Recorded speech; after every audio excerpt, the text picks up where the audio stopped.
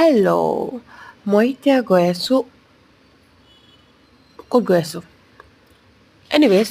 bus মই গৈ আছোঁ ফ্লাইটত উঠি জাষ্ট ফ্লাইট লেণ্ডিং হ'ল আৰু এতিয়া ফ্লাইট উৰিব হ'ল আকাশৰ ওপৰত উঠাৰ পিছত মই এতিয়া গৈ আছোঁ ডুবাই তো বলক মোৰ লগত গৈ থাকক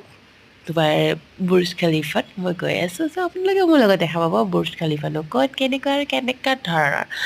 আৰু আজি ফ্লাইটখন নাজানো ইমান লেট ইমান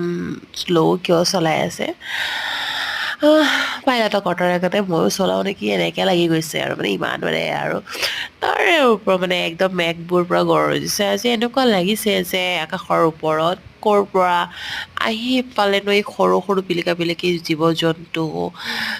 কেনেকৈ আহি পালে